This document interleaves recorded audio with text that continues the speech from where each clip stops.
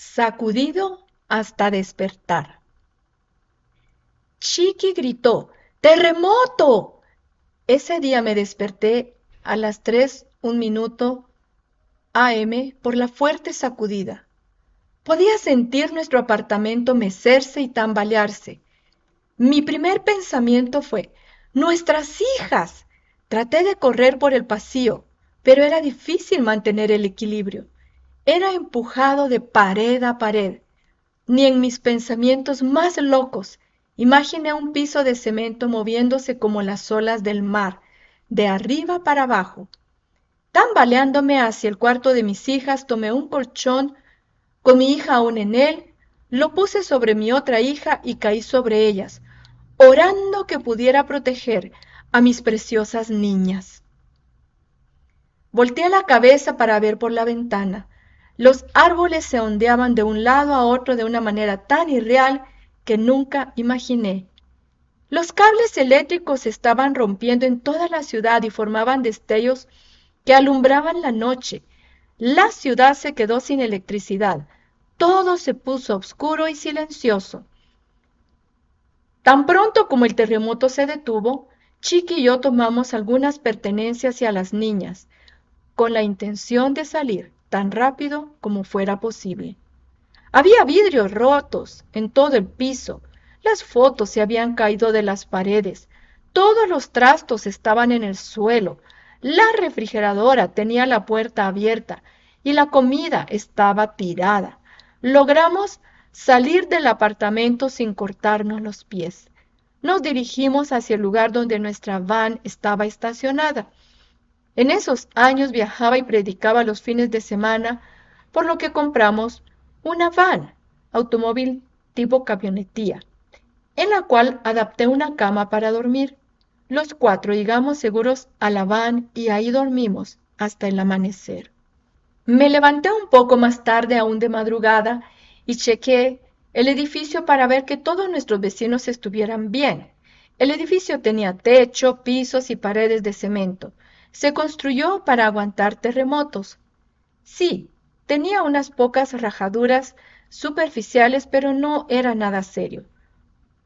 ¿Cómo se mantuvo de pie? Nunca lo sabré. Fuimos afortunados en Guatemala.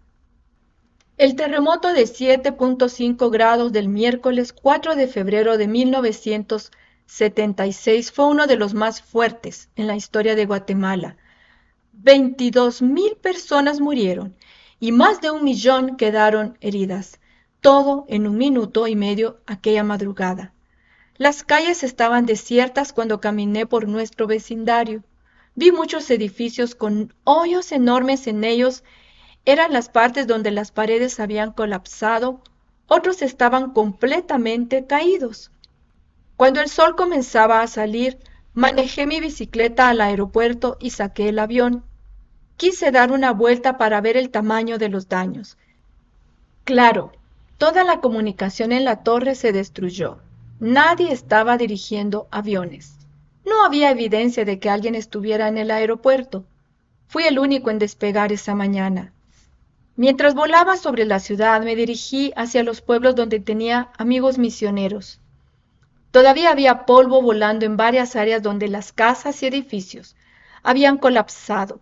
Volé hacia una línea con falla geológica, el pueblo de mi amigo Bill Basie, Joyabaj en Quiché.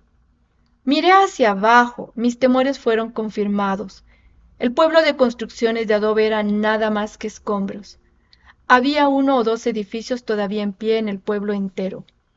Volé más para ver los daños en los otros pueblos y encontré la misma situación triste. Regresé a Joyabaj. Bill escuchó el avión y llegó corriendo a la pista. Toda su familia había sobrevivido milagrosamente. Estaba cubierto de polvo. Solo había 2 líneas blancas en su cara a causa de sus lágrimas. Estaba en shock. Necesitamos ayuda. ¡Pronto! Yo no tenía que ofrecer más que mis oraciones, pero regresé a la ciudad para ver qué ayuda podía organizar desde allí. Al llegar a la ciudad podía ver gente que comenzaba a moverse. La búsqueda organizada y el rescate debían comenzar tan pronto como fuera posible. Muchas personas todavía estaban atrapadas en sus casas, otras miles heridas. Cuando aterricé, algunos bomberos me preguntaron de dónde venía, para saber el grado del daño. Como no había electricidad ni teléfonos, no había reportes.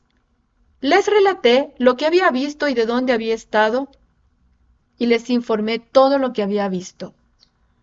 Me apresuraron al centro de la ciudad, a la radioemisora del gobierno, TGW, la única estación de radio que operaba en ese momento. Funcionaba porque estaba conectada a un generador de energía eléctrica. Me pidieron un reporte de primera mano del daño a la infraestructura y de la gente. Luego regresé a mi casa para ver cómo estaba mi familia. Chiqui sacó nuestra hornilla portátil. Ella preparó una pequeña casa en nuestro jardín trasero. Sacó la comida que pudo salvar del refrigerador y teníamos agua para beber. Nuestras hijas pensaron que eso era muy divertido, poder dormir en la van, jugar y comer afuera. Acampamos por un tiempo en el jardín y en la van. No nos sentíamos seguros regresando al apartamento. De hecho, pasaron meses antes de que pudiéramos dormir dentro del apartamento otra vez. El trauma de esa noche simplemente no lo podíamos olvidar. Y como siguieron varias réplicas por 2 semanas más, no sabíamos cuándo podría ocurrir otro temblor o si iba a haber otro más grande. De repente, las cosas empezaban a moverse y los edificios temblaban otra vez. Fue muy duro para los nervios de todo el pueblo.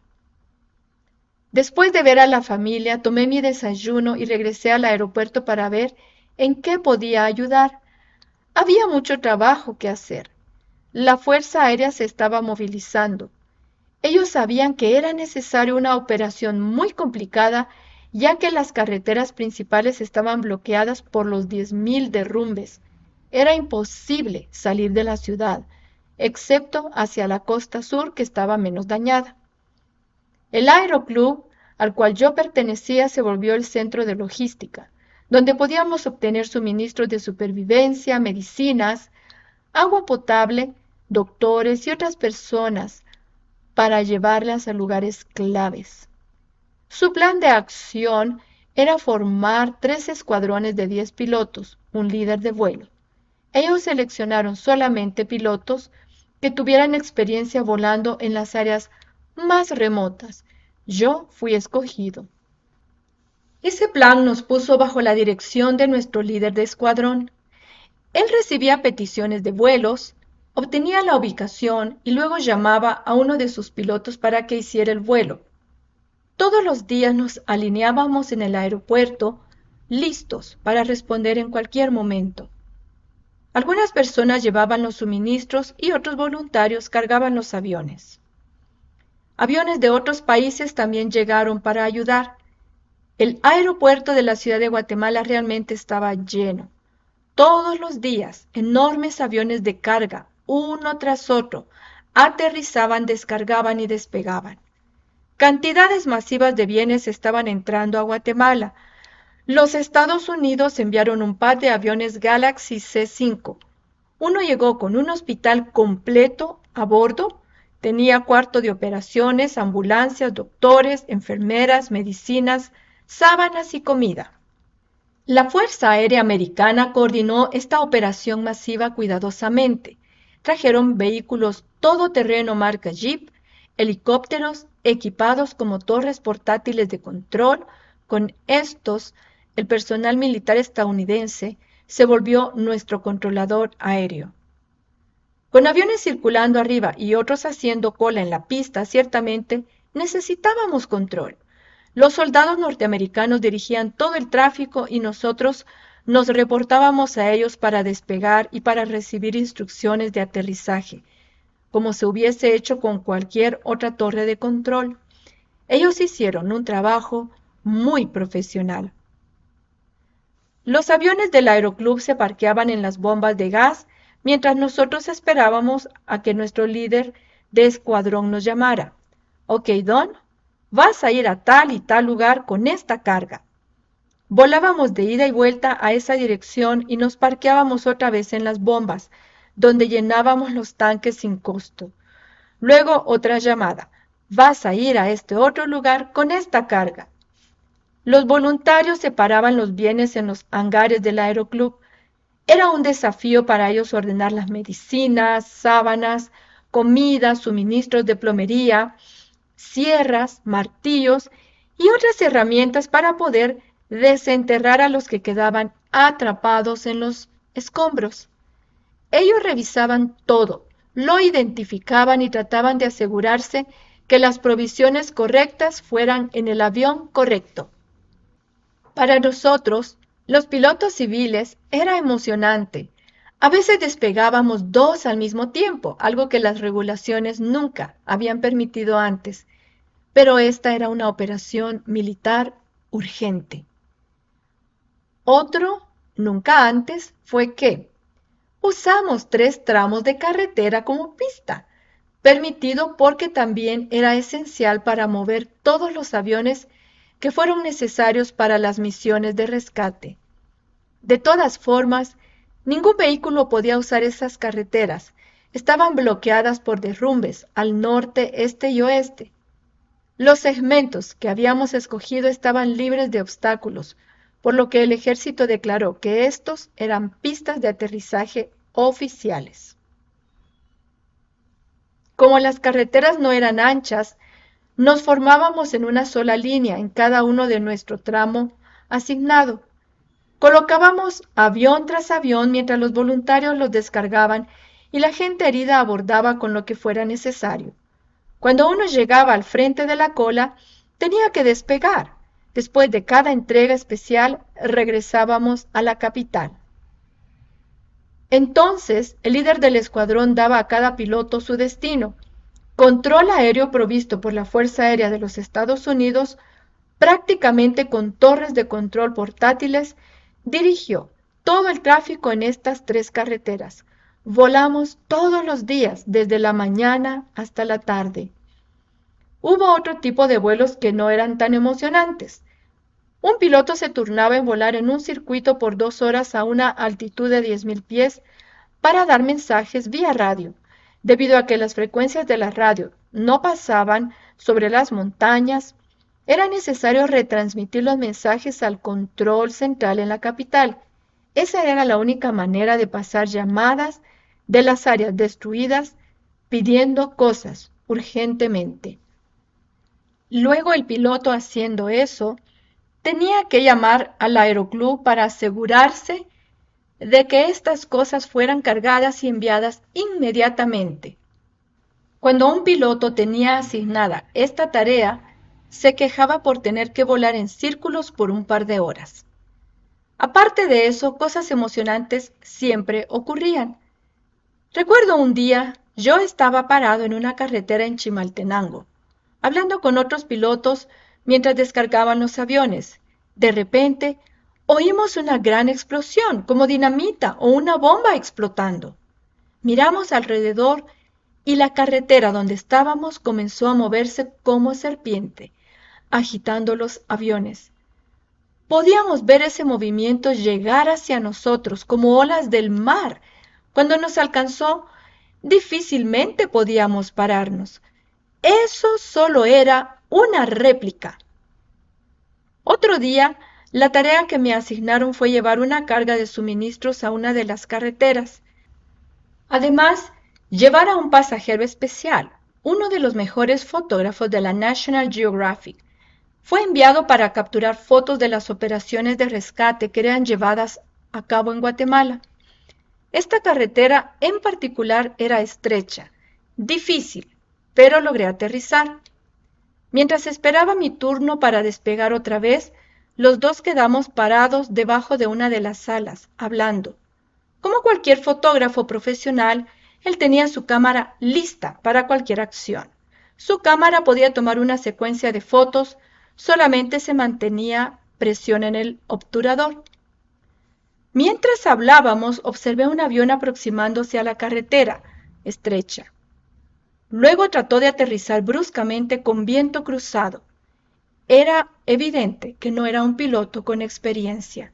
Comenzó a moverse de un lado a otro, por los vientos que lo golpeaban. Una de sus llantas se dobló y perdió el control. El avión se deslizó directo a un camión que estaba cargando suministros. Un joven estaba descansando en la parte trasera del camión. En ese momento, vio hacia arriba al avión que venía directamente hacia él y saltó fuera del camión, justo antes de que el avión chocara donde él estaba. El fotógrafo de la revista National Geographic casualmente estaba tomando una secuencia de fotos del aterrizaje, así que capturó al joven saltando de la palangana justo antes de que el avión se estrellara con el camión. Esa foto ganó el primer lugar ese año. Fue una foto clásica que valía mucho dinero. Nota: nadie resultó herido. En otra ocasión estaba con un grupo de pilotos sentados en nuestro cuarto de alistamiento esperando una nueva asignación. Dos pilotos de un helicóptero de la Fuerza Aérea Guatemalteca entraron corriendo con una petición urgente. Tenemos una carga de medicina para ser llevada urgentemente a un lugar que no sabemos dónde está. ¿Alguien aquí sabe dónde está ubicado Castañas? Casualmente yo había predicado en esa pequeña aldea, en una área montañosa. Nadie más sabía dónde estaba ubicada Castañas.